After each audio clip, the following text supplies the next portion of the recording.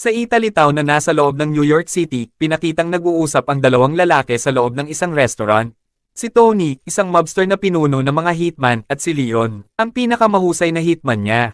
May pinatrabaho si Tony sa kanya at malugod niya naman tong tinanggap.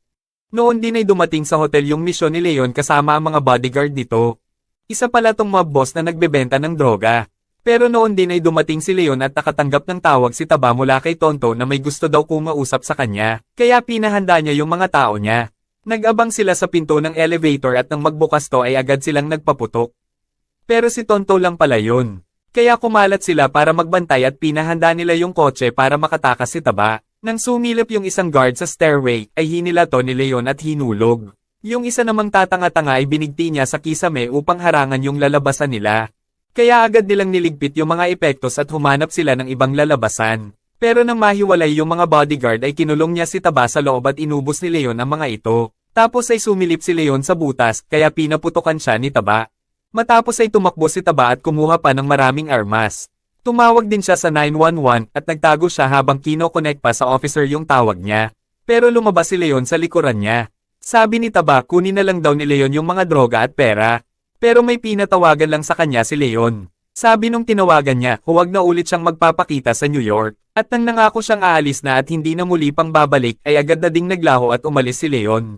Sumunod ay namili ng gatas sa grocery si Leon na tangi lang niyang iniinom matapos ay bumalik na siya sa inuupahang apartment. Noon ay nadaanan niya ang batang babaeng si Matilda na naninigarilyo. Binati siya nito at napansin niya ang mga pasa nito sa mukha.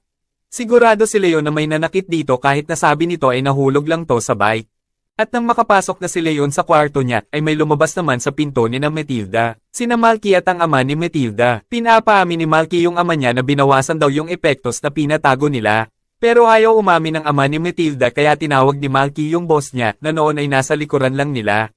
Kaya nilapitan nito yung ama ni Matilda.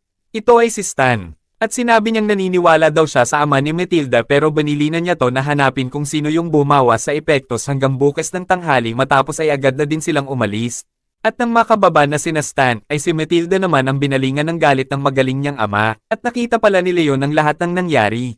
Tapos ay tinuloy na ni Leon ang mga gawaing bahay tulad ng pamamalansya, pagsha-shower, pag-inom ng gatas at ang pinaka-importante sa lahat ang pagwiwilig sa halaman niya. At pagsapit ng gabi ay natulog siya ng nakaupo at laging handa at alerto sa anumang pwedeng mangyari. Kinabukasan, tulad ng karaniwang araw sa pamilya ni Matilda, pinakita ang ama niya, ang ina niya, kapatid na nakatatandang babae, at ang bunso niyang kapatid na lalaki. Habang nag-e-exercise naman si Leon. Habang naghahanda ng pumasok ang ina niya, ay nag-e-exercise naman ang ate niya. At nang